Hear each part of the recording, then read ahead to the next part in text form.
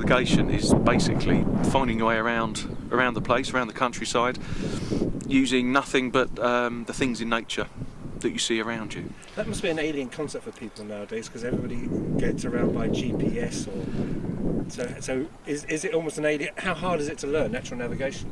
I think it's kind of, it can be easy, it can be hard. That's certainly the impression I get from Tristan's book. It's certainly a skill that has to be learned over a period of time, but I think it's all about noticing things that are probably quite obvious, but perhaps too obvious for you to actually sort of notice every day. And I think this is why Tristan uses it as a key mechanism in his book for getting people to connect with nature. What are the little telltales that people could know that are a part of natural navigation? Well, there's a few very basic ones. Things like the way moss or algae will tend to grow on the southwestern side of tree bark, for example, because the prevailing winds come from the Atlantic, and so they're wet winds as well. And how perhaps trees grow. Some trees rarely grow absolutely symmetrically. They may be encouraged to grow a certain way by the wind, again the prevailing wind, or branches may reach over from one side to follow the tracking of the sun as it goes across the southern sky.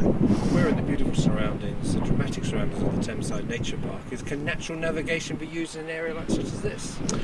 I'm sure it can. I mean, there's lots of clues around here if you're willing to look at them. You can't necessarily see it right now, but even the vegetation growing in a certain area, a certain bit of land, could tell you something about what's there, or the way the conditions might be some of the time. Things like that. You've read Tristan's book. I have. Give us a little short précis, just apart from the word natural navigation. What's the tone of the book?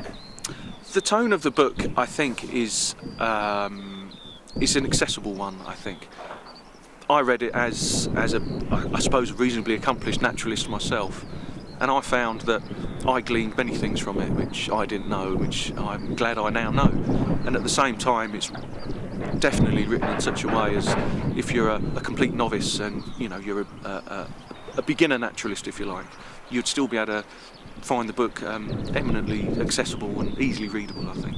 It's important. Is it important to keep in touch with nature, or is it something that you would hope be inculcated from an early age? I think so. I think it is very, very important. Certainly I think that we can never truly be apart from nature.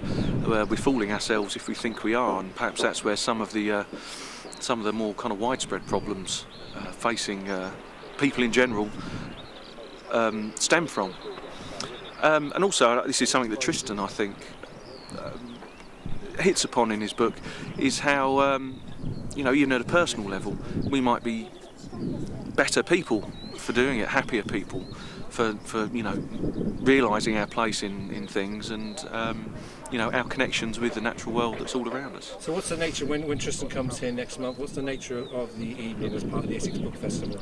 I'll be interviewing him. That would be take up a large part of the evening. He'll be doing a bit of a talk, telling us about what he does, what the book's about, and hopefully a lot more on natural navigation as well, which I'm certainly very interested to find out more about as well, having read his book.